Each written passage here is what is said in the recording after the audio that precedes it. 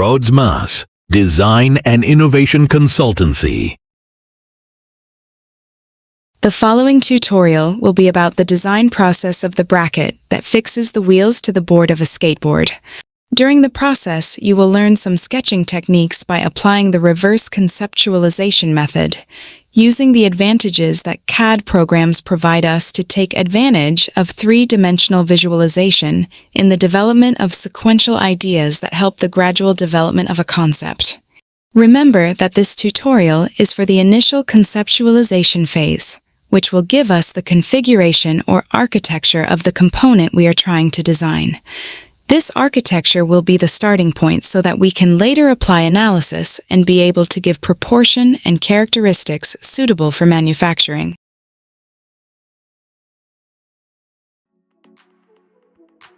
Okay, let's start from scratch. So remember that the exercise is going to be to create a bracket, the bracket which assembles the axle shaft, the wheel axle shaft of the skateboard to the board, to the wooden board. Okay, so but first of start doing something regarding that bracket, let's start understanding. Remember that the brain always start understanding figures, because at the beginning everything is fuzzy in our minds. So what I'm gonna do right now is try to get familiar, my brain with the skateboard. So of course I'm not going to do a really nice and professional skateboard. Maybe you guys that work with this kind of stuff know much better the proportions of it. But right now I'm gonna do something that only had the purpose of make my brain to start understanding stuff. Okay, so this is the lateral view. I'm gonna trace some lines to get more or less the proportions of it. Right now I'm going to do the underneath view, or the lower bottom view. So we have here, the wheels. We are going to trace some lines here in order to more or less copy the proportions of those wheels. Those wheels in the skateboards are kind of thick. So let's say that they are like that, Of course, we have some rounded shapes here, and as well as here. And another thing that I want you to notice is how I'm doing these sketches. So if you see, since the beginning, I am not always doing the lines so hard, Why? Because I'm tracing. So this tracing means that I am recognizing the line. And of course, I can do this line many times in order to start sensing, for this is the center line. If you see, it's a very, very thin line with very low pressure, because it's not necessary, After a while, I'm going to start doing strong stress where it needed. For example, this is a really nice technique. In order to create some gravity on the sketch, I'm going to start overlining or making stronger and thicker the bottom lines, because it seems like there is a shadow, So it gives kind of weight to the drawing. So if this is the top portion of the skateboard, the ground or the floor is going to be just here, right? So that's why I'm doing. You also can do it with a marker if you like.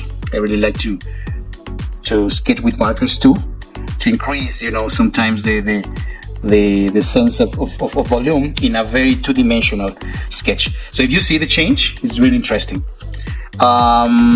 In another hand, I'm gonna do exactly the same, because this is the bottom view, right? This is the bottom view. It's like I have the skateboard like this, and after in this sketch I'm gonna do it this way. Okay.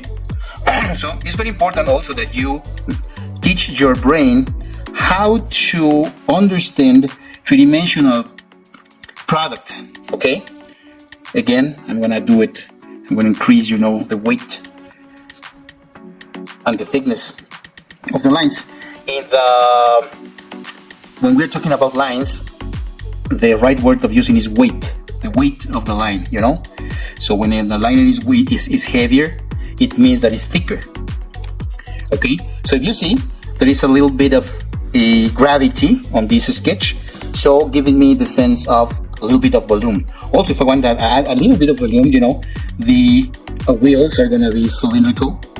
So of course, a cylindrical figure in section is a squarish shape, right, or a rectangular. But in this case, in order to give a little bit of volume, you know, I wanna do these lines here, which means the volume of a cylinder, because these wheels are cylindrical. Okay. So why I'm doing this? Because this axle shaft is gonna live here, right? And somehow we are gonna attach this axle shaft with a bracket, you know, to the board, to the wooden board of the skateboard. Okay. On the other hand, I'm gonna do a front view or a rear view. For example, it seems like I have the skateboard like that, and now I'm gonna turn it this way. So now I'm going to understand what is happening in this view, right? So that's why I'm going to again do the lines, and if you see, there is a width of the product here. So also I can have 45 degree line. I can translate that, you know, if I don't have the eye to sense the right proportions. But it's very important that you guys train your eyes to get proportion. Why I'm doing this? Because it's this thickness, right? And this is tapered a little bit, right? So the board shape is like this. And after that, this is the ground. And if you see, the wheels a little bit overhanged from the surface of the board. So it means like I have this, the size, just I need to copy the proportions, just like this, you know. So it seems like I'm gonna have more or less wheels. And now I need to do a mirror. I can do it like that too, you know. I can do this, and I can do this, and I can mirror it. But sometimes if you are not so good tracing straight lines, you just can do it by understanding proportions. And this is much better, you know, because when you understand proportions, means that you are training your brain to understand shapes. So this is the axle shaft. Mostly here we have, again, you know, the cylindrical wheels. We're gonna add a little bit of shadow or weight to the bottom portion of this wooden board. And here we have. Why I'm doing this? Because I'm starting to train my brain into proportions, into the things I want to start doing, because I need to make my brain start working, you know, like hitting the engines. Understanding mechanical principles before starting to design. Once I understood this sketch here, I'm gonna do a detail. I'm gonna start doing this detail in order to start understanding better, okay? But also I need to understand the mechanics behind the bracket that I'm going to start designing here. Remember that a skateboard works with a principle that we call inverted caster. And what is an inverted caster? Let's understand that. Maybe one of you guys understand the caster concept in the dynamics of steering in a vehicle. But I think it's important to understand it. For me, always understanding with sketches make my brain work much better and start understanding what I'm start gonna design, you know. So let's say that let's leave this sketch for now. I'm gonna start another sketch from scratch. Try to understand what is the inverted caster. Okay. So you may remember those wheels at the front portion of a cart when you go to the supermarket, you know, those basket carts that you grab when you are going to buy something at the market, you know, remember that? So there's the handle of the market. Sometimes there is a seat for a child here, more or less like that, and you have the basket here, you know. So I'm gonna just sketch it out a little bit in a very fussy way. These things are made of tube, so on and so forth. And we have a fixed axle, but we have another caster axle. And that caster axle has those wheels who turn following the trajectory of the cart, right? So I'm going to do a zoom of this, okay? Of this wheel. So what happened with this wheel? I'm gonna first of all sketch the ground, and after that I'm going to sketch the wheel. So see how I'm tracing the circle here, okay? So this is with my hand, just like that. I'm not doing this, I'm not doing that, trying to make it vertical against and perpendicular against the paper, okay? Now I'm gonna trace the center of that wheel. And what happened with the casters? The casters normally does have the steering axle, you know, out of the center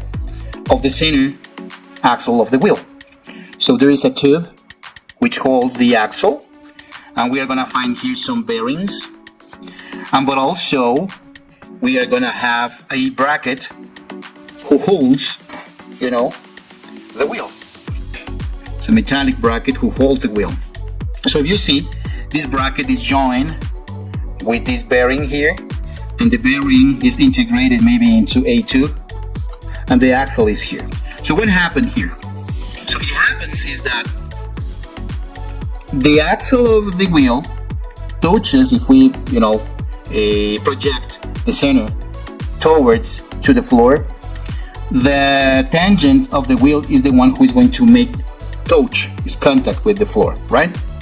But the steering axle, if we project that, is going to project in front of the wheel, creating here a crank arm, you know? So this is gonna be the wheel, okay? This is the bracket. And again, doing it like a little bit of designer sketching, I'm going to add a little bit of shadow in the bottom portion of some lines here in order to add kind of gravity. Also, maybe these kind of lines always help, you know, to make difference between some a planar line or plane, you know, against another. So for example, in this case, the wheel is a little bit behind, you know, this bracket. So these lines here make it look like there is kind of a little bit of it up front, okay? This is going to be the hole where the axle shaft of the wheel is gonna do. So what happened with this difference of distance here? So if you see, when you use this kind of cards, the wheel always aligned, you know, is aligned towards the trajectory. So here we have a good sample, you know, this is the wheel, this is the axle shaft of the wheel, but this is the axle shaft or the axle of the steering. So when you go, you know, towards, for example, that direction, the wheel is going to align this way. But if you are going to go backwards, the wheel is going to turn this way. So the difference between this axle and the projection of this axle, which is this one, you know, here we call caster. So this caster angle is very important and aligned always the wheel towards the trajectory, okay? But what happened with the caster angle on the bicycles? So let's say that now we have a bicycle, so let's sketch out here a small bike, okay? So we have the front wheel, we have the rear wheel of the bike, and remember that we have this tube here which holds the handle of the bike, and of course we have another tubes here, you know. So this is the rear axle, the front axle, center front axle, and of course we're gonna have two tubes like this one. This is the tube that is gonna hold the pedals, and of course this is a very simple bike, right? I am not going to add any feature like suspension or, you know, whatever, so on and so forth. So these are the pedals. Here we have the handle, okay, and the fork of the front wheel which holds the wheel, okay? So what happened now? So remember, we are gonna get attention to the front wheel. If we see, this is the axle of the steering axle, okay?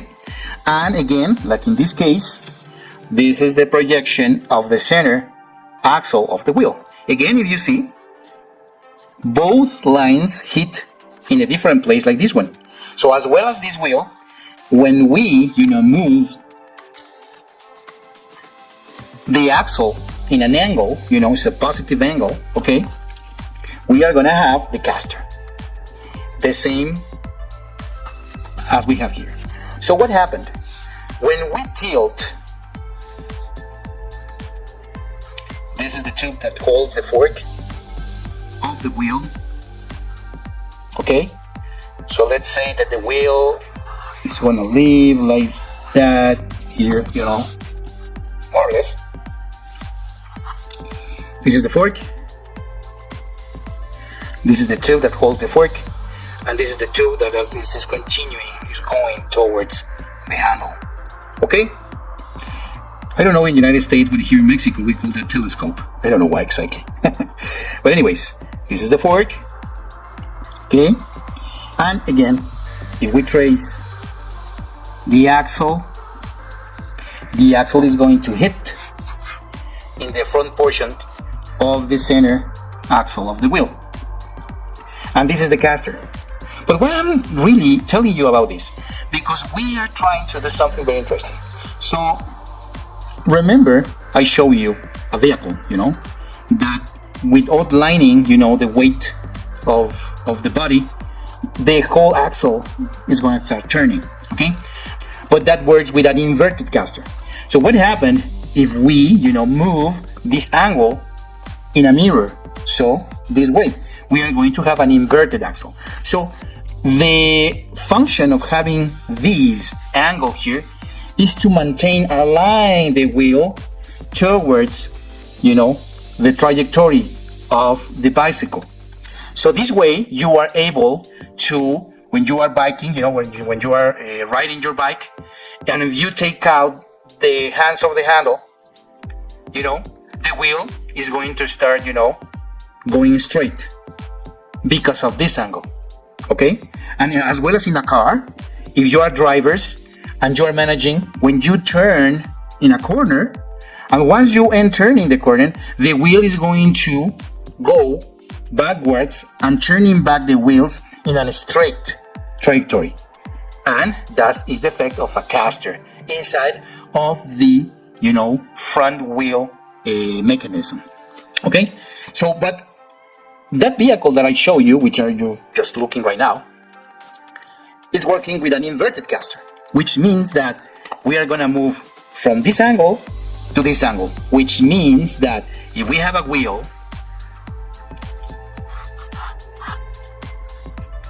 and if we turn that inverted caster, let's say that this is the axle of the inverted caster, now that axle is going to hit the floor, in the rear portion of the wheel. And what is happening with this? Let's get back to our sketch. So let's do some understanding of how these axles are going to start moving to make the skateboard to steer. Okay, so I'm going to do here a big circle.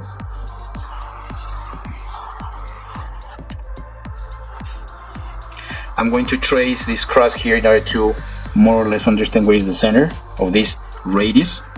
And let's put here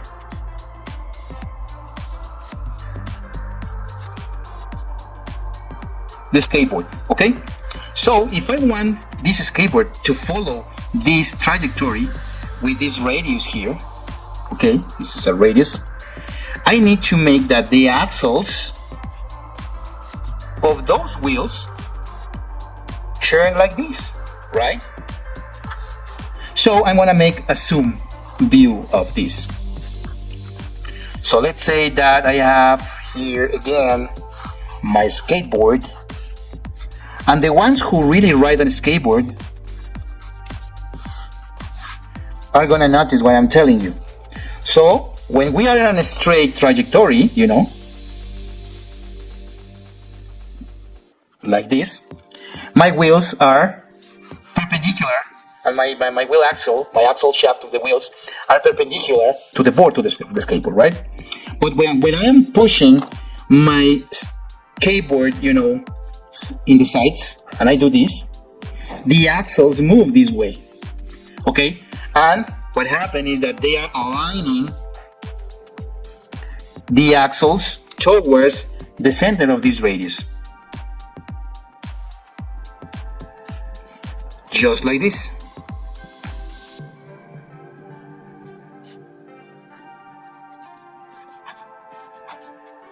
So please pay attention of how do I sketch this in order to maintain proportions, in order to maintain and sketch more or less a stable and not warped, okay?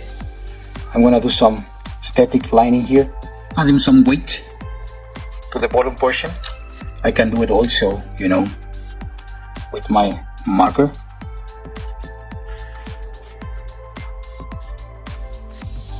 So, these axles are aligning, you know, towards the center radius. So, depending on how much those axles steer, you know, is the closer the radius of the steering you are gonna do. Okay, so in order to do that, every single time I'm pushing, you know, the board of my skateboard sideways, when I push it this way, my axle is gonna do this. Let's say, you know, when I push in here, my axle is gonna do this. When I'm pushing here, my axle is gonna do that.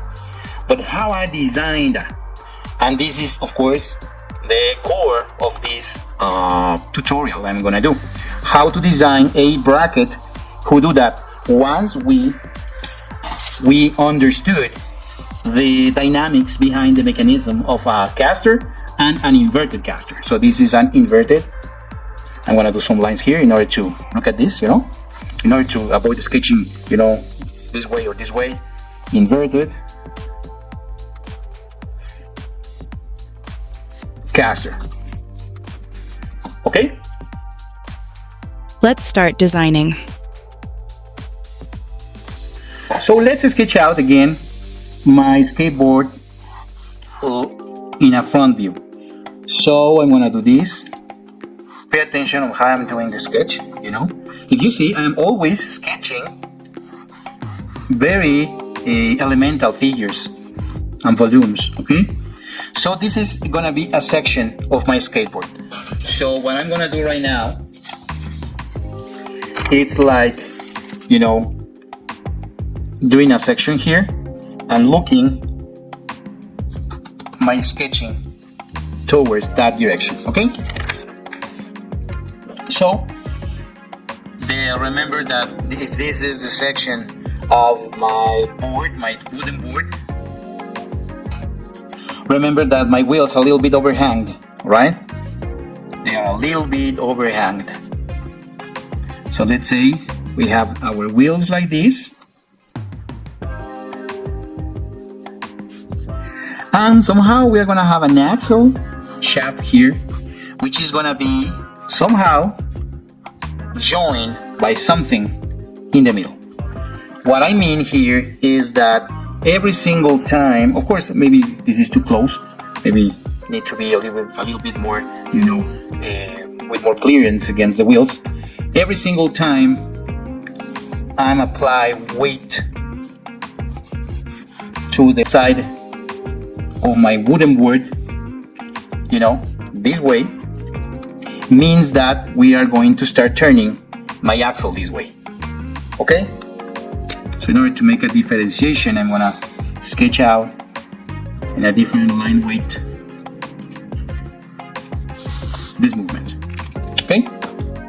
So why I'm gonna do that? So let's understand that if I need an inverted caster, means that somehow I have the surface, the bottom surface of my wooden board. Now I'm gonna start sketching in lateral view. So if you see, I have here, you know, all of these sketches at the same time, you know, because I'm just putting this in front Because with all this information I'm managing right now, my brain starts to get rich with all these concepts I'm doing, So I'm understanding mechanics and dynamics, I'm understanding shapes and proportions, and now I'm going to start jumping into the design of that bracket, okay? So right now, what I'm gonna do is to start sketching in a zoom out of this view here, okay? So I'm gonna zoom out this view. So if this is the thickness of my wooden board, let's say that we crash it here and we crash it here, it's a section of the wooden board, and here I'm going to have the wheel. Of course you're gonna say, this man has a lot of experience doing those circles, but anyhow, you can do those, with some tools to make circles, or with a compass, right? Well, maybe it's not a compass, I don't know how to call that thing in English, but anyway, that thing that you just do like that, Anyways, so if I know that I need to somehow to have this inverted axle here, in order to have the inverted caster. So let's say that we need to somehow to cross that angle. Remember that right now we are going to start understanding the bracket. We really don't know right now exactly how many degrees this angle is going to be. That is going to come later, okay? But right now, that what we are going to do is understanding shapes to design the bracket, okay? So let's say that this is a certain angle, inverted angle of the inverted axle that I need to respect.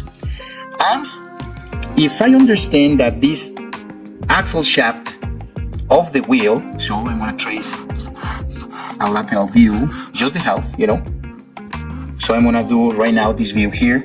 So this is my wheel. This is my axle of that wheel, and somehow this is the center of that axle, because remember that I'm looking at it from this side, so the front view, okay? And somehow I need an axle here, an axle shaft. So we know that axle shaft, maybe if I do this in section, so maybe my wheel will need to hold a kind of a bearing, right? So if you're familiar with the bearings, and this is my axle, maybe I need a reduction here of the diameter, and the section of that bearing is going to be something like that. So if you don't know this, I recommend you to observe a bearing. So in order to understand a bearing, you actually need to have a physical bearing, right? So having this kind of articles or products in your hands make your understanding much better. So if you see, there is an inner hole which a shaft, is going to get in. So we have a ring here, an inner ring, and we have an outer ring. And of course, this is a straight bearing. There are another kind of bearings which are conical that maybe are going to be used here or maybe not. But this is your choice depending on the efforts that you are going to calculate here in all this section, right? Remember that right now we're not going to do things on their scale. We are just going to understand shapes, because this is the first step of the concepting, okay? So if we create or we do a section here, means that we are going to have in section this first inner ring, and this first inner ring needs to have some kind of groove, which is going to be all around, because the metal balls that are, sliding here inside need kind of a track, So this is going to be the metallic ball, and we are going to have another ring, which is the outer ring of the bearing, right? And this outer ring also is going to have a groove, all around in the inner portion, in order to allow the metallic collar or the metallic crown to roll properly, okay? Always, when you draw, try to teach your brain to create the right proportions in order to make a mirror, the more perfect mirror you can draw, okay? So let's say that this is the shaft. Let's say that here we are gonna have and screwed shaft. Okay? Because anyhow, we're gonna have a washer here, and we're gonna have a hole, a nut. Okay?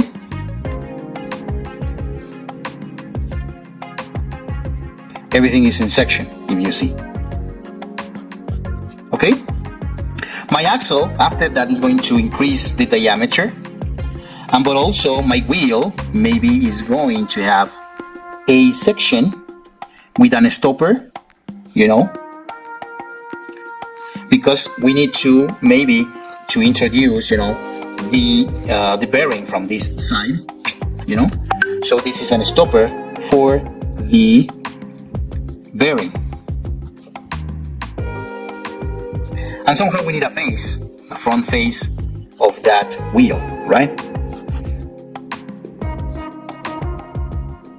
Sorry, it's gonna be this way because this is the stopper, right? And we need to make a mirror because it's a section.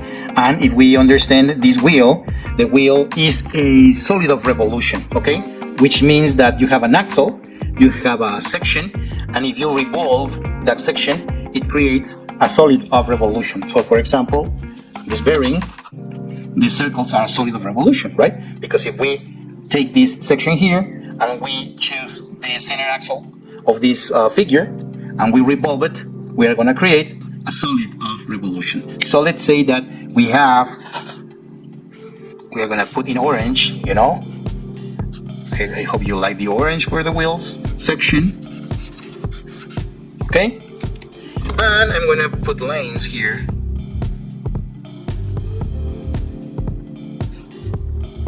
On the section.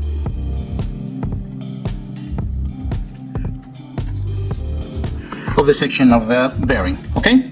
So if you see, I already designed a shape that I know already how I'm gonna create in CAD this wheel. Of course, first of all, I'm gonna choose the proper bearing, and there is a SFK, for example, a site or web page, an SFK that you can download the CAD of every single wheel. Let's say this is SFK.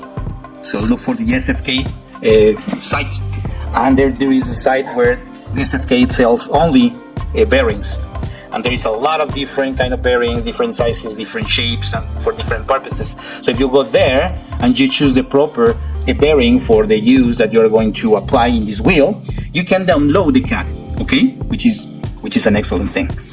So let's continue. Right now we have this wheel. Look in this section, you're doing it through this view. But now we are making a section, and the section is like this, you know. So we are cutting the wheel exactly in this plane here. Okay. Let's keep understanding my shaft here. Remember that every single time that I'm feeding information from the physical world and translating that into paper, sketching it, I am teaching my brain. My brain, you know, is always learning. It's always learning. So, the brain is something that, you know, is something magnificent that is like that, you know. Here we are, very serious, you know, with some glasses. Thinking. So my brain, when I'm starting to sketch out, is retrofitting information from my arms, starting to feed in my brain, okay? So always let's start retrofitting. So when I'm sketching, I am retrofitting, and the image inside of my brain starts to get clearer and clearer and clearer, because remember, at the beginning, we have these kind of fuzzy sketches. There is no more that very simple figures here, because it's exactly the same status in my brain, you know? In my brain, there is nothing. So I need anchors. I need anchorage points. So these things are anchorage points. If you have an actual skateboard, bring it to you. So observe it. How does it work? Of course, we are redesigning this stuff, right? We are not copying. We are redesigning it. That's why the process of this tutorial is to teach you how to design a component. But at least we already understood in section what is happening, you know, with the wheels. So right now the sections are here. The sections, okay? Let's continue. Remember that this is the section, or it's the lateral side of some piece, of my wooden board. Again, if my wooden board is about this level, that's why always working and sketching, first of all, in a view, in planar views or orthogonal views, okay? This is the center. There is a symbol here, which means mirror. So it means like in this axle line here, there's gonna be a mirror in the other side, which is gonna be the same. So it doesn't really have any sense to sketch this twice, right? Just having the mirror line, I know that this is going to be exactly the same, okay? I'm going to sketch a little bit, in a more better way here, my board, wooden board. Okay. So remember, sketching is about practice, but it's not only for, aesthetical things. It's just for make my brain more agile, more intelligent. But this is a thinking process between my brain and the sketch, my brain and the sketch. So at the beginning, we just started with this simple stuff, right? After that, we understood principles. My brain keeps learning, keeps making clear images inside of it. Now I'm starting the design portion. My brain starts to get hit inside of it, okay? Things are clearer right now. So once I understood that I need to make a inverted caster, but first I need to design the axle shaft of the wheel train, okay? So something needs to happen here, because remember, when we understood dynamics, means that we are gonna need a pivot point, right? This pivot point will allow us to steer my skateboard towards or according to this radius, okay? And remember how I'm gonna do that? I am going to apply weight in one lateral side. If I apply weight, I will be able of moving my axles to be able of steer my skateboard, okay? So let's continue. If I need an axle here, yes, it means like this axle need to be hold in these places, here in the top and here in the bottom, okay? Why? Because this is the angle of the caster. If I do this, means that if I steer or move my axle, but according to this, means that I'm gonna do this, I'm gonna do that. Every single time I'm gonna push weight in the lateral side of my skateboard. So, what I'm gonna do right now? Let's say that also I will going to need, besides the bracket and the axle, a damper. In order to diminish, forces every single time I am pushing or adding weight to my skateboard.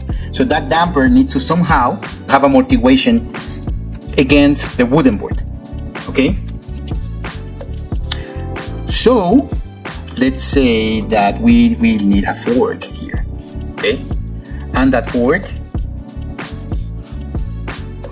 somehow we'll need to move this way in order to damp a little bit, okay? So it means that I will need another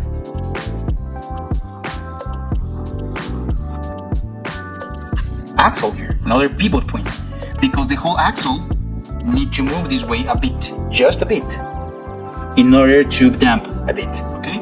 So first of all, if you see, I am placing a pivot point. This is gonna be the pivot point of the bracket, okay?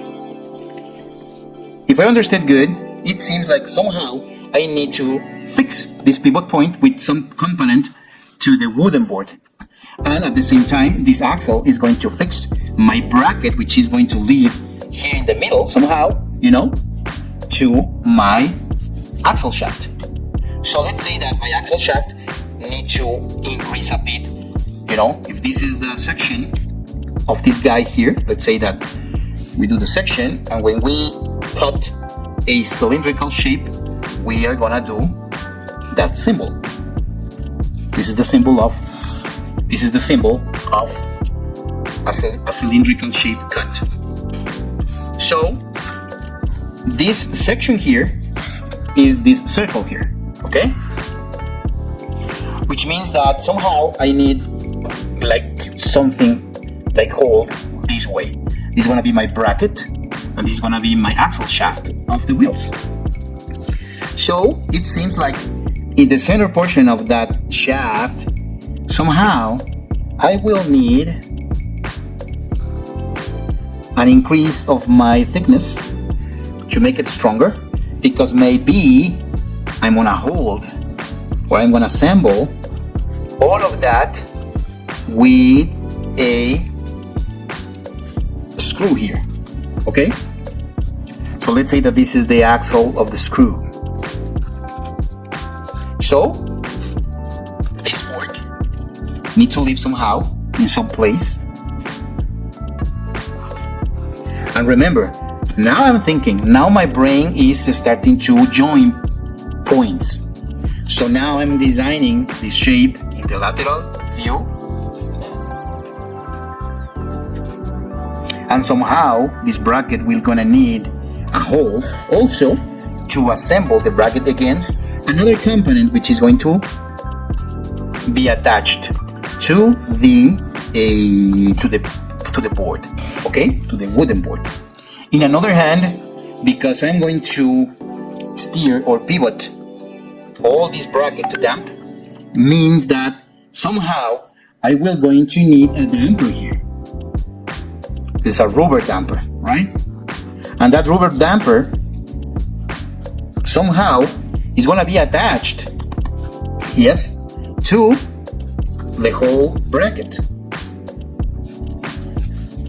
So let's say that this damper is gonna be co-injected, you know, because it's rubber made, and it's going to be co-injected with some metallic shaft with some anchors here in order to allow it. So I'm gonna trace this in black, which is my damper. It's my rubber damper. Okay, let's put this in dots because it's a section. Remember that we need to always design in sections to understand what is happening. Okay, and the fork bracket, which is going to be holding or attaching the axle. Yes, I'm going to sketch it out or in yellow. Again, this is fuzzy, right? But maybe my mind is covering some shape. I want to reinforce lines to understand my final lines of section.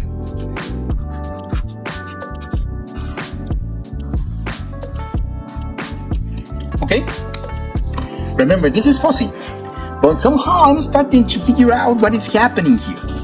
Let's say that we will need to jump into another different tools to keep understanding.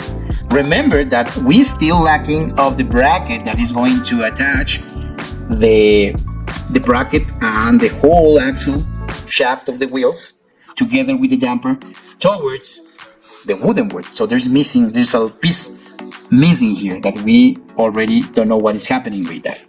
Okay, so let's say just let's say that is going to be another component which is gonna leave more or less from here, and because this component maybe is, you know, holding from the outer, the center piece, which is going to do this, you know. That's why I am not able to see it, you know, it's behind. So right now, because it's behind, this is in another color or it's gonna be striped.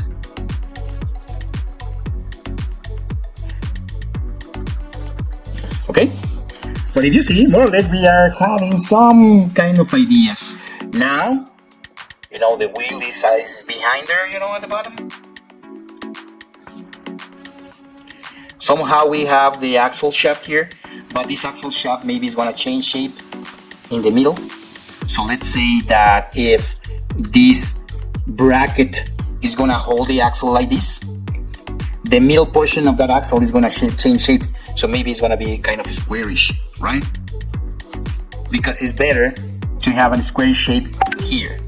So let's say that we are going to have a transition spot here, or maybe just like that, So we can create that with a lathe. We can create this component with a lathe, and here we are gonna have this. But also maybe we are gonna have a hole, right? So the hole is gonna cross through this component here, which is the hole to make or to fix the whole thing. Remember that we are designing that this component is embedded, together in the co-injection of this rubber component. So this is a metallic shaft co-injected with these anchors. You cannot, disassemble it. It's very, very well anchored to this shaft here. The design process is getting interesting. So let's start creating this bracket, okay? So in order to keep understanding what exactly is happening, of course we have here the lateral view, but at the same time we have a section, okay?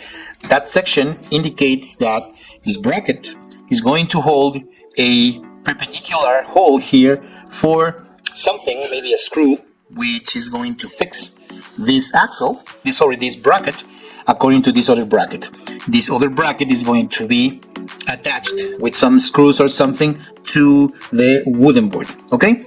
At the same time, here we have a section of this axle. So if I am sketching a square here, maybe it's because the section in this portion of the axle is going to be squarish. Okay, so we are going to create from a square bar, maybe it's going to be made of some kind of metal, steel for example.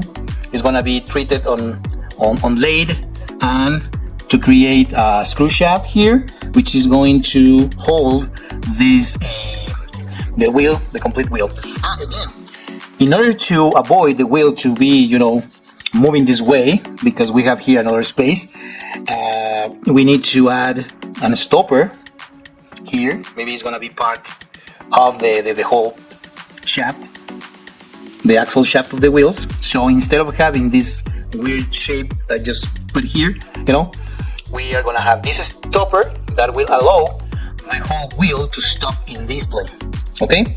And it is going to be fixed with the nut in the other side. And this nut needs to be a special kind of nut, which is a security nut. A security nut has something here that is a kind of nylon ring that is going to prevent this screw from, lose the friction against the screwed shaft, and this will allow the wheel avoid, just slipping out of the screwed shaft. Okay, so let's start working in this. But what happened, it's gonna be difficult to visualize the part from this view. Why? Because it's in angle, so visualizing something in angle is gonna be so hard. So what I'm gonna do right now, I'm going to move it in order to have this view, okay, perpendicular to the component. This will allow me to visualize a section and a view of this component in a real magnitude, okay? Instead of having a view in 45 degrees or, maybe 30, 60 degrees, which is gonna be kind of difficult to visualize in my brain. So let's start creating the shape of this bracket. So we know in one side that the bracket is going to hold this other bracket this way, okay? So this is going to be the bracket which is going to be attached to the wooden board, and this is going to be the bracket which is going to hold the axle shaft of the wheels, okay? So, but let's see what I'm about to do. I'm going to use this translucent paper, to help me to sketch out some stuff that I already sketched, So for example, I'm going to use this translucent paper to create or to draw on top of it, you know, the shape of this axle shaft. We know that the bracket is going to hold the axle shaft like that, you know. Why? Because the shaft needs to move around an axle, you know, this way. So because I am going to make the view of this component, looking at it from this side is going to be kind of complicated because we have two angles here, you know, 30 angles plus 60 degrees, 30 plus 60 degrees is going to be kind of difficult to make this view. But what I'm about to do is to create a view from this angle, just to have a perpendicular view. And is that this way is going to be so easy. And you know that first of all I will need to understand this shaft that I have already drawn, okay? So first of all, I am gonna redraw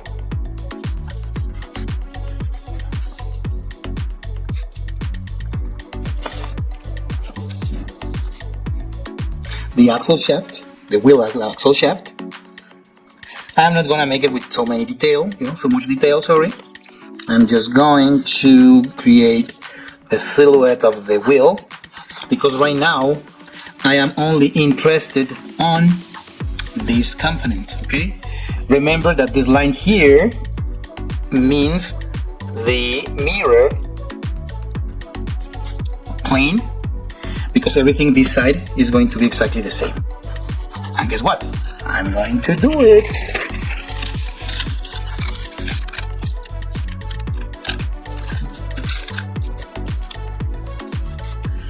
That's why the importance, you know, of playing a bit with paper, transparent paper, so on and so forth is really good. I'm just gonna sketch here just a portion of the wheel, you know. This is my cutting line. Because I already have this shaft. And guess what? This bracket here, now the view is gonna be this way, right? So I will need to somehow to sketch out the axle. This axle, you know, is gonna get in from here. So let's say that this axle, remember that it was attached and co-injected with the rubber damper, and maybe here is going to have a screw shape, and maybe here I will need to hold another kind of nut, but it's too close from the floor, right? I can have troubles. That's why maybe I will need to embed the nut here inside. So the shape of this thing need to change a bit somehow, okay? But you know, for the purpose of this exercise, let's just do it like that. Okay, so remember, here we're gonna have a hole. Remember that the section in this portion of the axle shaft is squarish because the circular section starts from here, you know. So we have here this hole which is gonna hold this axle shaft, and in the other hand here we need to start looking how this component is gonna look from this way, you know. So if this is the total width of my inner portion between the wheels, means that maybe that bracket, in order to make it, you know, strong, remember right now we are not analyzing proportions because that is gonna come later on. And remember also, let's put the bracket until here, okay, which is the squarish shape that I already have.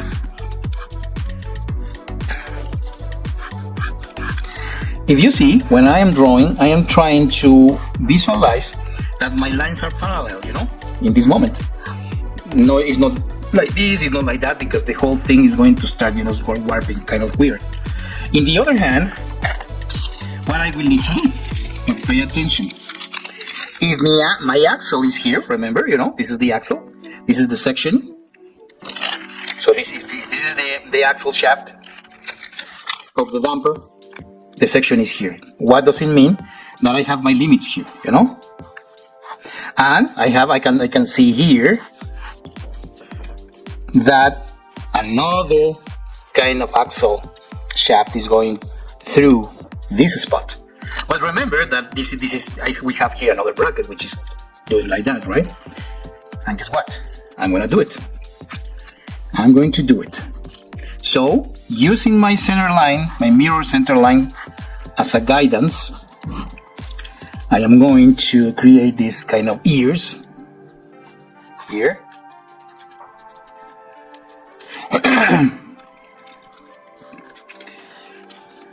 Because the other bracket needs somehow to be attached or to assemble here.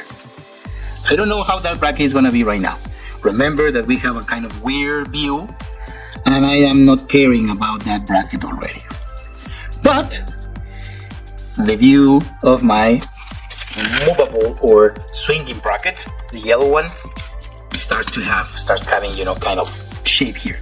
Let's say that for aesthetics I'm gonna do something like this, you know. I'm gonna put some radii on the corners.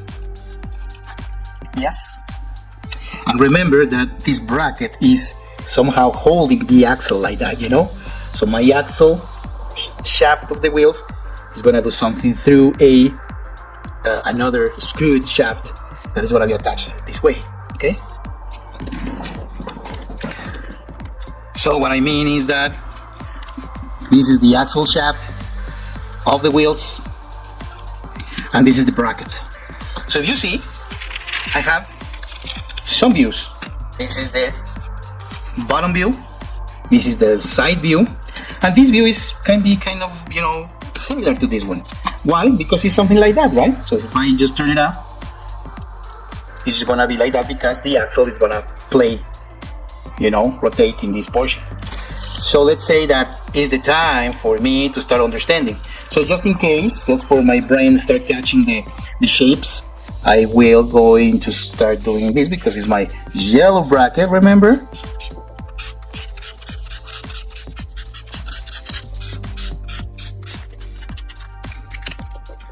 And my axle shaft is this one. Okay, this is the axle line, and this is a transparency. Okay, it's going like that. Something here is happening. So I want to start visualizing this.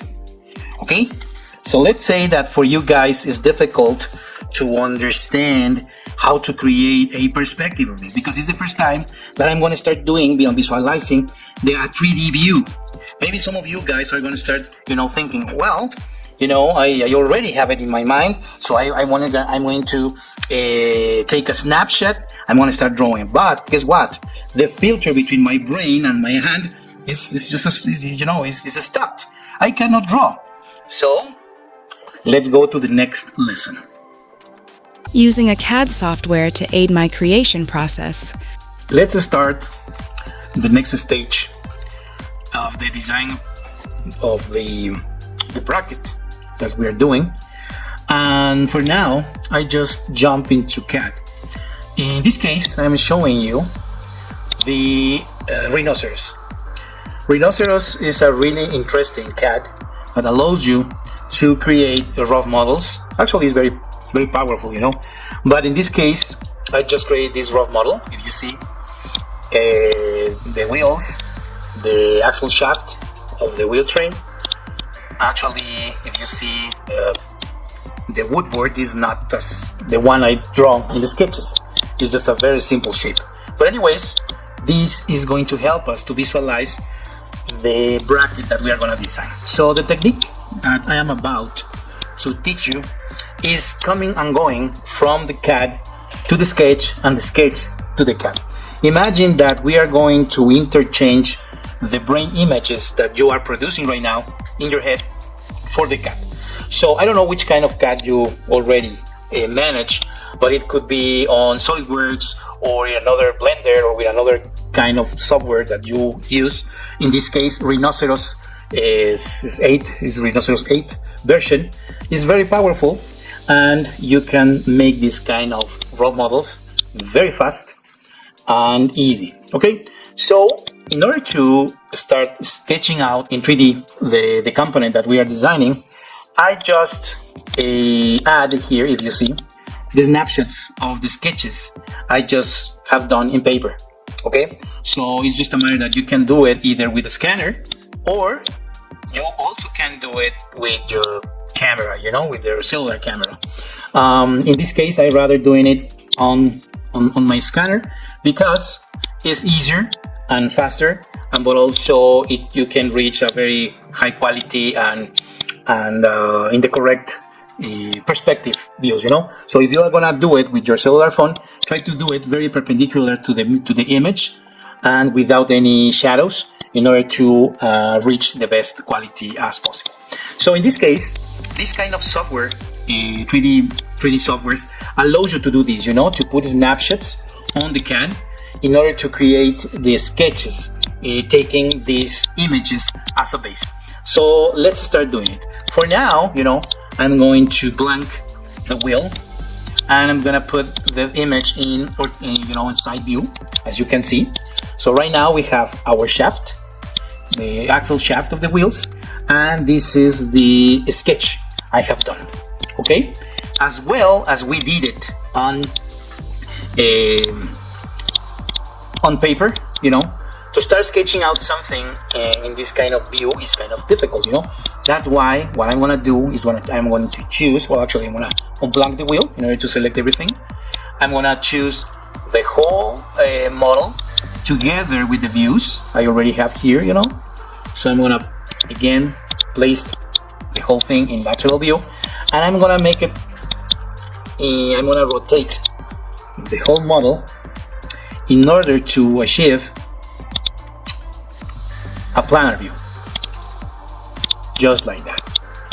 Okay, so this way for me is going to be easier to create the model of this component I am about to start doing. I'm just going to double check if everything is in 90 degrees according to the view, and if yes, I'm just going to start doing the component. But if you see, you know, it's a bit of 90-degree angle. So what I'm going to do again, when I'm select everything, I'm going to again rotate it. Select the center. Okay, so right now, if you see, this is a vertical line that I'm going to change color to red, that you can see it, and it's more or less, you know, placed in the center. Well, actually, it's placed in the center of the wheel in the model 3D CAD model. I'm just about to move a little bit the sketch to try to match it as best as possible. So I select the sketch. I'm just moving a bit, you know, to try to fit as best as possible according to the image. Okay, let's go. I'm gonna block it. Once block it, I'm start sketching. So first of all, I'm gonna do a chunk solid. Okay, this chunk solid is going to be like this. So I'm gonna off.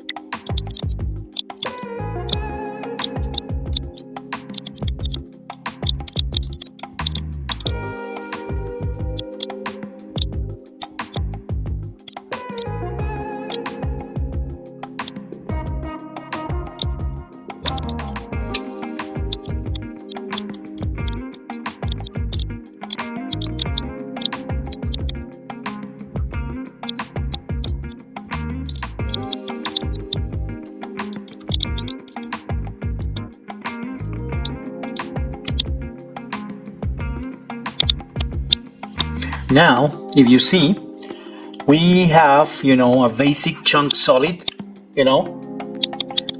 but also we have the axle here. And I need to add to the axle the squarish shape, which is going to be, a part of the axle shaft.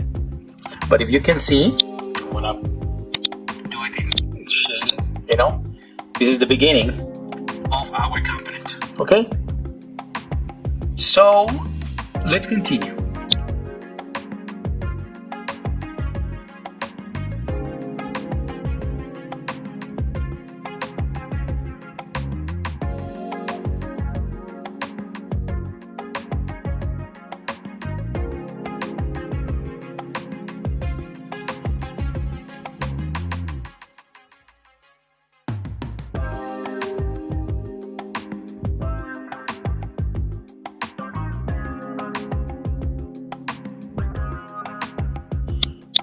Okay, until now, I am going to leave the component just like that, because if you see, we are more or less matching the shape of the lateral view and more or less matching the shape of the lower view of this component, okay?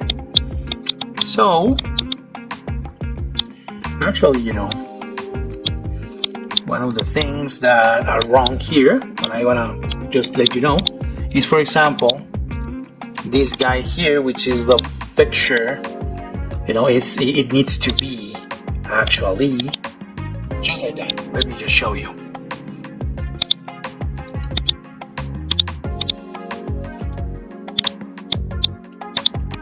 Okay, because remember that we create this component because this view was more accurate, right? So I'm just centering a little bit, the hole, centering a bit the mirror line, and it's just like that, because, this is actually the orthogonal view of this guy here, and right now it's matching perfectly the shape, okay? Also, if you see, I am not having this kind of shape here, but I can do it later on, okay? Well, I'm gonna blank, and I'm going to unblank the whole thing, and as you can see, this is really nice because I have the bracket in a very chunky solid, but also I will gonna do the other bracket here, okay? And I need to also, to take out maybe the wheels to create the right shape. So I'm gonna blank these guys here, but also I'm gonna take out all the lines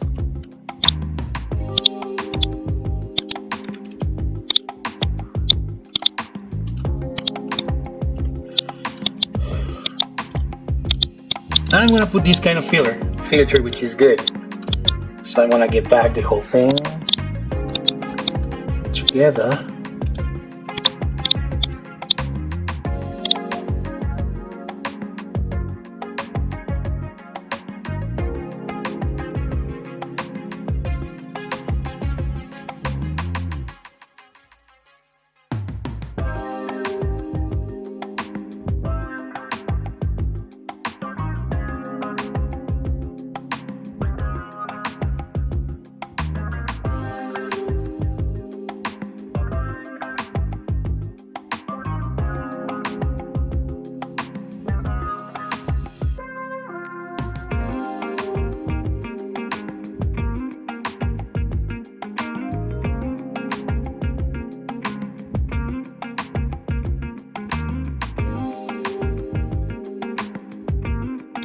Okay, so this trick that I'm about to show you is using the tools of CAD to create guidances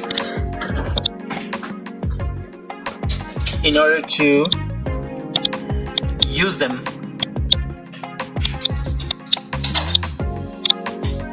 when I'm going to turn back to sketching.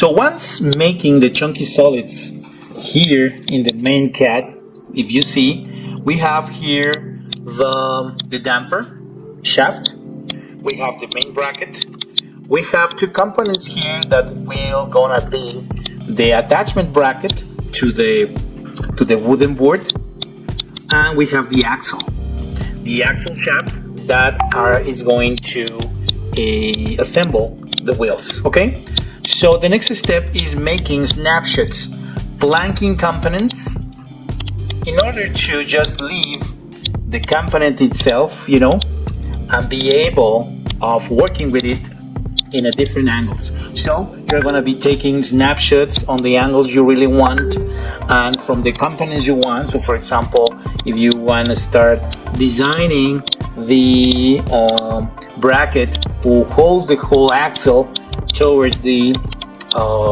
wooden board, you can just have this snapshot just by separately. Okay, so we are going to do it with every single model that we just do here, chunky model, and we are going to jump into paper again. Let's start sketching again.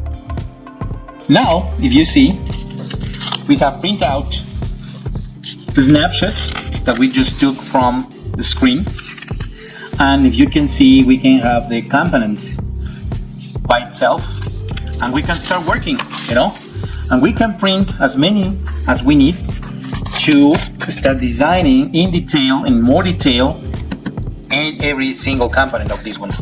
So I'm gonna choose first the scene that I have here, where you can see here the whole axle with the wooden board, so on and so forth. So I want to start designing the component, which is the bracket that will attach the whole axle shaft to the wooden board.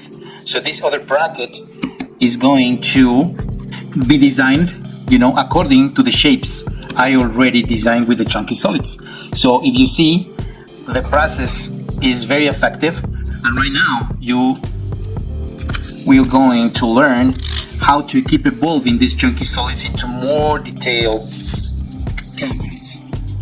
Okay, so let's say that this cylinder that I have here need to be somehow attached to a squarish piece of metal. So, for example, if you see, I can just draw some lines here, because I am understanding that dropping these lines means that if I follow, the perspective of these lines, means that we are gonna have a component joined, and of course we are going to need also a hole who crosses from one side to each other. This is going to be the axle. Okay, and if you see this component, this is taking shape. And another thing that I can do is create, I'm going to add some holes here for the screws, which are going to hold or assemble this plaque together with the wooden board. I'm going to add some radiuses here, and I'm going to use the lines that I already got from the CAD in order to design the components. If you see, from this to this, I already have something very workable. Also, I can add a radius here, so that radius is going to travel all around the corner, all around the edge of this piece. So I can draw a radii, and also I can do this lining, stripe lining, to give a little bit of volume, So if you see, I already have that. In another hand, I need maybe something here, to work as a stopper for the damper, the rubber damper I'm going to use to support the whole weight of the crank that I'm going to produce when I, add weight to the skateboard. So this kind of effect, the component I'm going to do this here is a holder, okay? So this kind of holder can be something like that, you know. Of course, I am doing some sketching with some kind of abilities that maybe you will need to develop, but anyhow, I can start sketching out here, for example, trying to imagine what is going to happen there. So if this is the surface of the bracket, maybe the damper is going to, you know, land here, and this holder is kind of a volcano shape, you know. So it's going to have a spheric shape here and a kind of volcano shape here. So this volcano shape, we can understand it with sections, you know.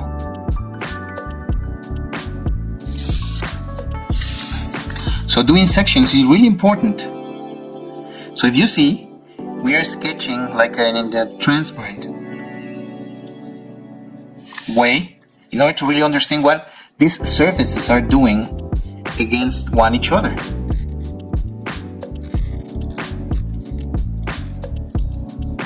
So if you can understand that, I'm gonna do the same here.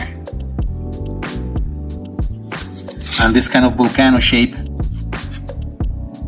is doing something like this. And the crater of the volcano is inside, you know, is this one. So here we have the bracket, which is going to work as a pivot base for the other bracket.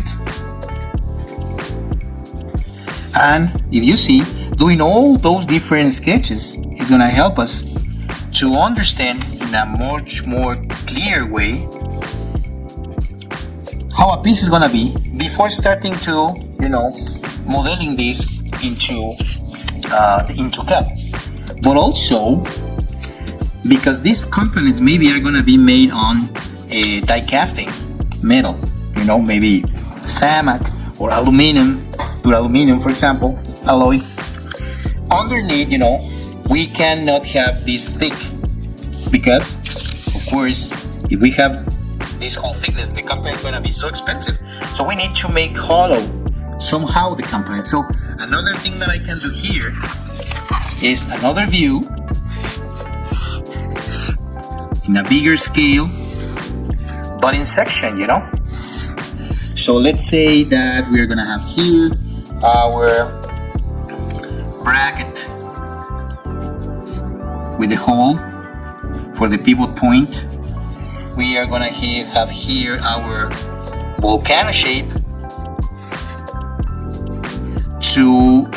that is gonna work as a holder for the damper, rubber damper. But let's say that we will need to start figuring out what is going to happen underneath that component, because all those features we will need to be made on the CAD component. So let's say this is the surface. So let's do a section. First of all, I'm going to do a section through here. Okay? I'm going to do a section through here. So imagine that I'm going to insert a plane here that will allow me to understand what is happening if I cut a section of this component through here. Okay? So this section here is the one I'm going to do. So that's why, if you see, I need to understand the holes. I need to understand what is happening over here. So, if some holes are going to appear over there, more or less, means that I need material, right? So material that is going to land,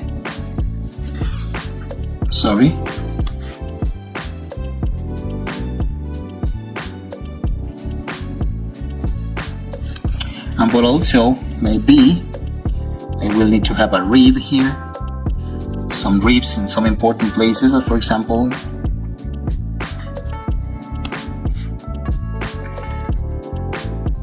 maybe another rib here because it's gonna support, you know, maybe actually a couple of them. So if I sketch out this or understand these ribs, let's put with this marker.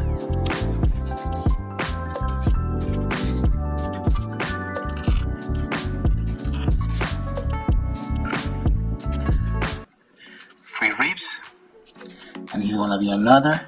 Oh, I'm sorry, this is the hole.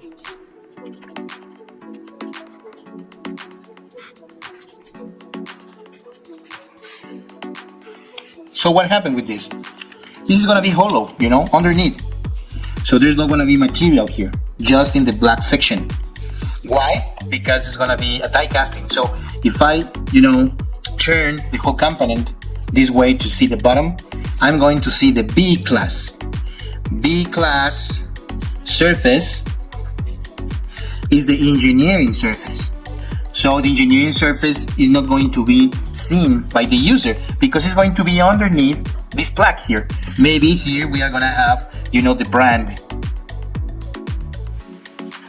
you know, working as a logo brand, which is going to be here under flush the surface. So if I make a section of the wooden word, means like the company is going to be something like this, you know, and something like this.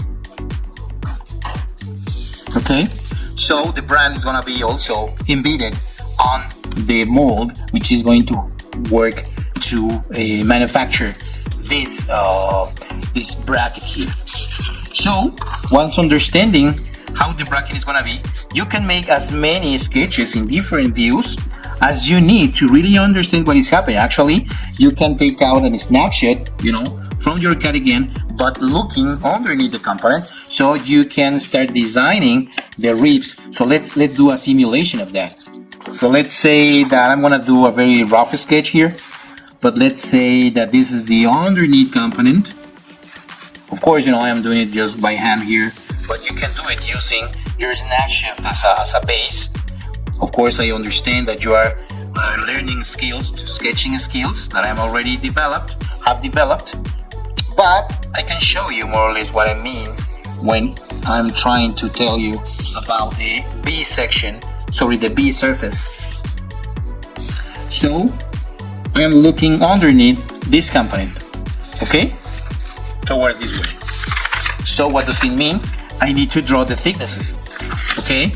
So first of all, the thickness. So please check this. I'm not gonna do a line, a very strong line, because maybe that line is gonna change, you know. So in order to have a cleaner sketch, these first lines are gonna be just sample lines. Okay. So let's say that I'm going to reproduce the holes. Of course, I need the inner portion, you know, is gonna have those things are gonna work as a walls. Yes. And after that, understanding that maybe my inner floor of this component is this is the section. So understanding surfaces by doing sections is so important. So I want to do the hole here, but remember that the hole also need to have a wall, right? So the wall is going to be like that, and the hole is going to appear like this. So first of all, I want to project the ellipses, and after that, these ellipses are going to be, you know, extruded to the top portion, because are the walls of the holes, right? So the hole is going to be in there. And this is the wall of that. We call those towers, you know, towers for screws. Also, if you see, I have these lines here. What does mean those lines? Those lines means maybe ribs that I'm going to add in, you know, strategical parts. So if you see also I'm doing these lines, I'm not gonna do exactly this one, I'm just making a sample, but you can understand what I mean by doing these surfaces, engineering surfaces. Okay, and remember, every single surface has its thickness. And maybe we are gonna put another one here.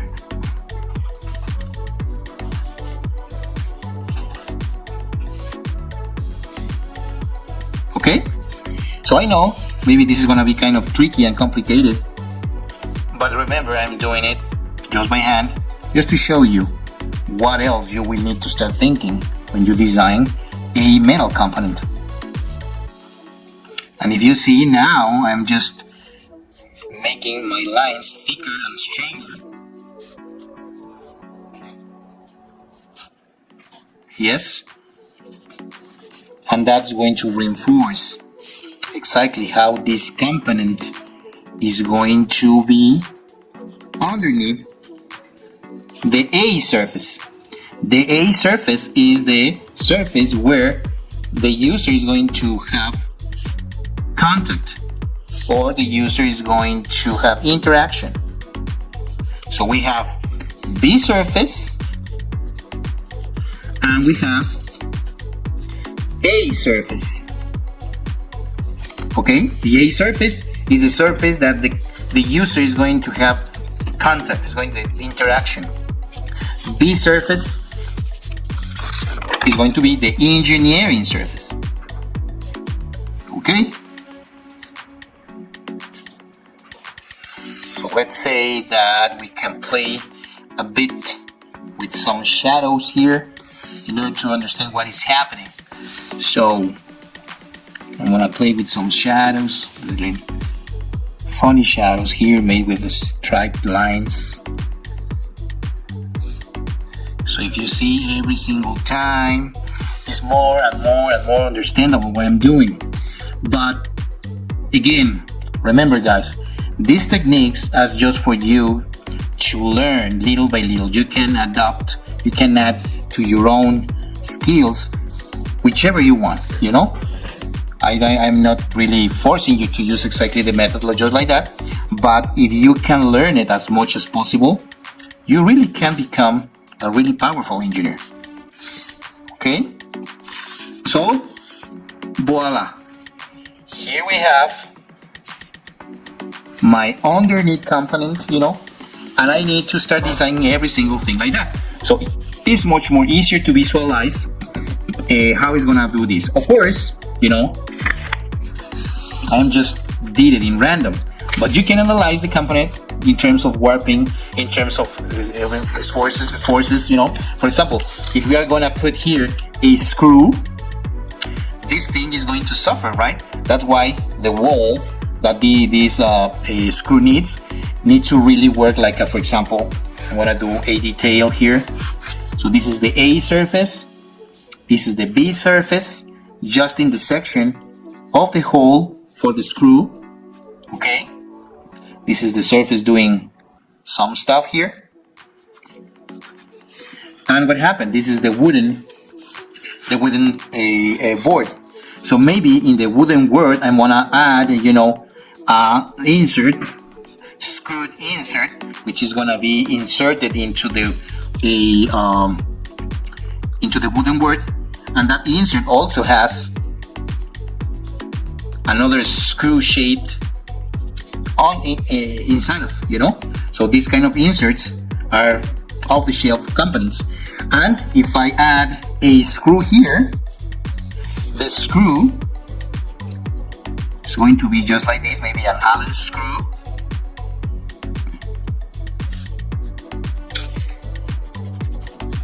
Yes, and the screw needs surfaces, and all the pressure that the screw is gonna do against this metal component is gonna be absorbed, by these walls. So if I am not adding this wall, these cylinders here, this is the section of this cylinder here, I'm just adding a section here. This is this, okay? If I am not adding this section, what can happen? Well, I'm gonna do exactly the same drawing here. This is the wooden board. This is the hole, so to speak. And let's say this design is not going to have any rib, you know, circular or cylindrical rib like the one I just add here, you know? Let's say it's just like that. And let's say that the insert lives exactly in the same place, you know, the metal insert. It's, I think in English it's gonna be something like not insert. Something like that. What happens when I start screwing? So let's say I start adding pressure here. What is gonna happen? This is gonna crash. Okay, this is gonna warp. So that's why it's so important to design these surfaces in the right places, understanding the forces that this thing is going to produce, you know. So of course you will need to learn that with more detail, but more or less the idea of this tutorial is that you can learn the process. So let's do another sample. For example, this bracket here. This is the main bracket, right? So for this bracket is almost done. Of course, it's very horrible. You know, we can improve it a lot. We know we can increase some. If we can add some the radiuses here, you know, so those radiuses can just be seen like that. Also, we need to add a hole. Yes.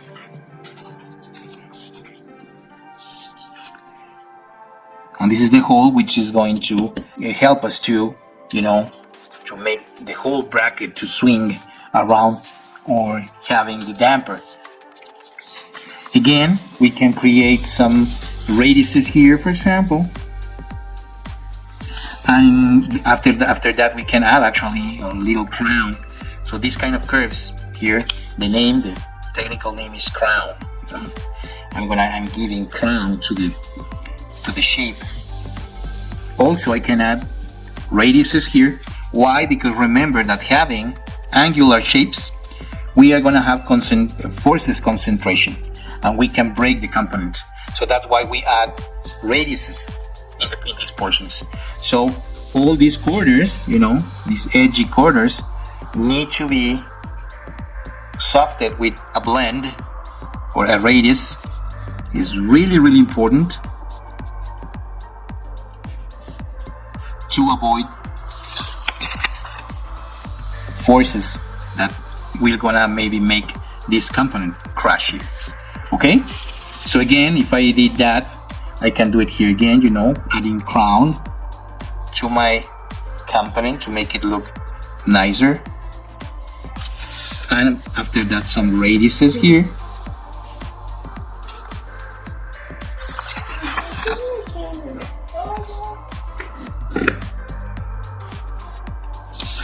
So you can see we can have a really nice component, also adding another radius here.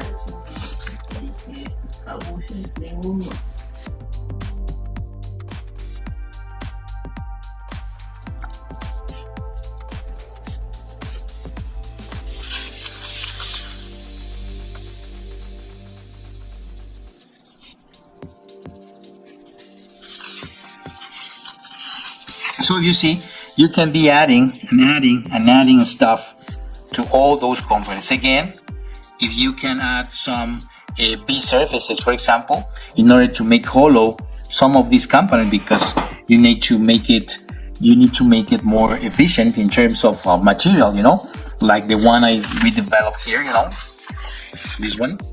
So the same we are gonna do with this component. So it's a matter of understanding how the molds are going, you know, depending on the mold and the molding direction. Because if you have your dies, one die here and one die there, you know, we can make hollow this part of the component, and but also the bottom part of the component. So we can have something similar to this, but here on top, you know, and this way we can reduce material.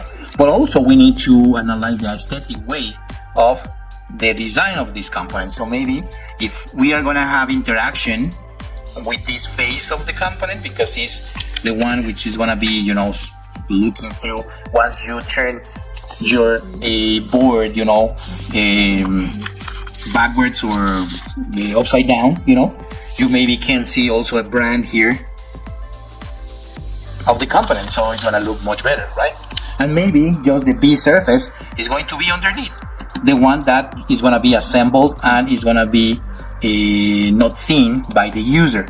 So you will need to look for every single detail, every single design. So for example, if I'm gonna do this, I need to go somehow from a square shape to a cylindrical.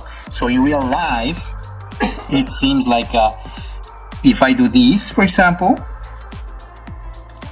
somehow I wanna do a shape like this.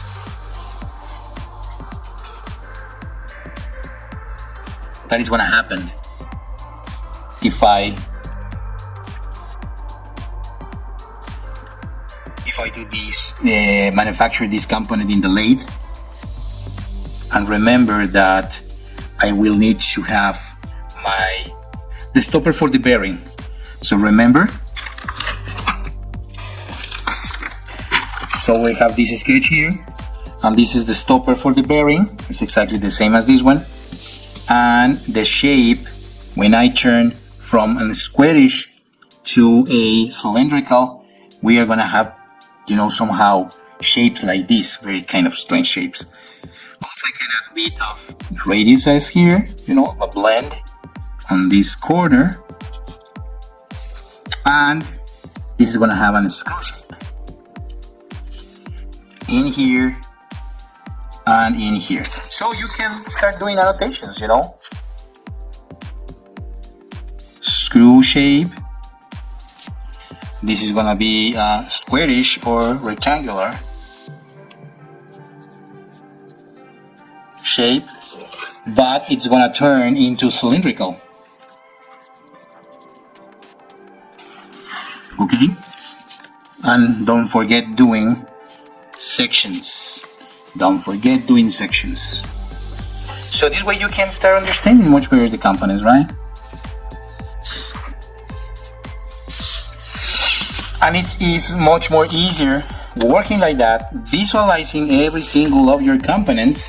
And once you have more detail underneath doing the B surfaces and on top of the A surfaces, you now will going to return to CAD, and you will start, you know, refining these chunky solids into something much more feasible. Of course, this process is back and forth in order to be refining the component and analyzing. So for example, one thing that I am missing here is that this axle, for example, is gonna move this way. So if I have here this wall, the wall is going to create an interface, you know. So what should I need to do? Maybe, you know, this component, because if I am not doing some clearance here, it is going to be a stopper for, you know, turning my my axle shaft, you know. So maybe this wall, this is a section, let's say that my section, you know, if I'm just drawing the component from the top, so I have the ears, you know, I have the ears here, I have, you know, the crown, this crown, and my radiuses. But of course I'm gonna do a section, you know, so I'm gonna do a section through here. I'm gonna create a section through here. I'm gonna look this way. So instead of having this wall that I'm just drawing here, maybe that is gonna be this shape. It's a B shape. Why? Because if the hole is here, when the axle turns this way, the V shape is gonna work as a stopper, you know? So I will going to have a natural stopper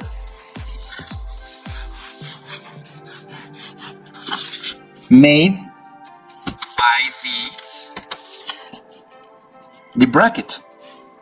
So an external stopper is not going to be required. So if I create a section,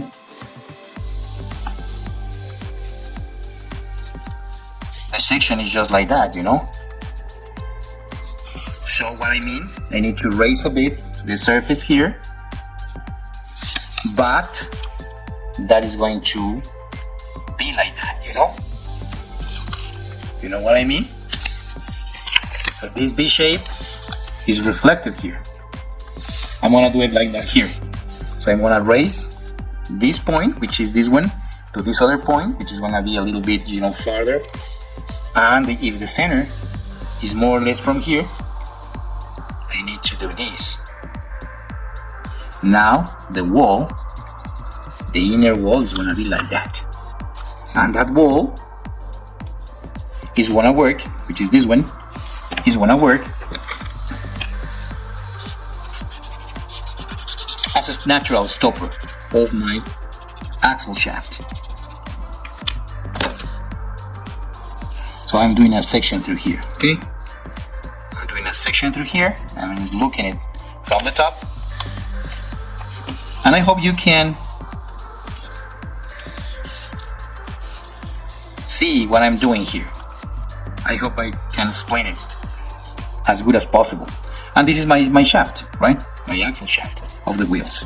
Remember that the shaft of the wheels is going to do like that. And thank you for all the inverted caster I have here. I'm gonna damp, you know, the whole thing using this shaft with a damper, you know, co-injected damper. And of course, you know, it needs lots of refinement. It needs that maybe the wheel prevents from, you know, going this way, you know, flipping this way. So I will need a natural stopper here, for example.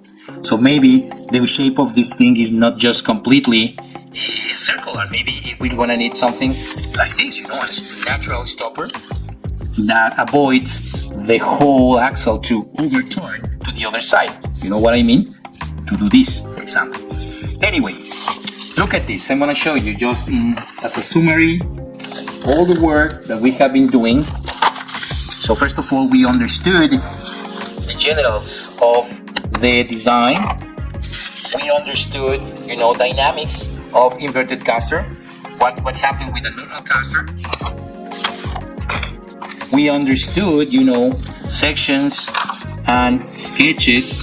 We understood the process of going and coming from brain to sketching, brain to sketching. So every single time I have a clear image in my brain, I snap it, I make a snapshot of it, and I print it out on paper.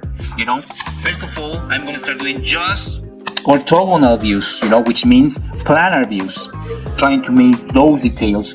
And these details are gonna be the base to upload these drawings into CAD to start making chunky solids. Those chunky solids are gonna work to start doing this other portion of the work, which means to start making details, understanding sections, understanding where I'm gonna need holes, understanding B surfaces, what is gonna do the A surface, what is gonna make the details, you know, aesthetical details, the brand, so on and so forth. So you see, with all these different sketches, you will be able to go again into CAD, you know, and start refining your components in CAD. So for now, this is it, guys. I hope you enjoy this journey through sketching to create some engineering stuff. And of course, if you are able to learn these, you know, little by little, practice by practice, believe me, you will gonna be a very powerful engineer. Okay? Well, see you then. Bye-bye. RODZMAS, Design and Innovation Consultancy.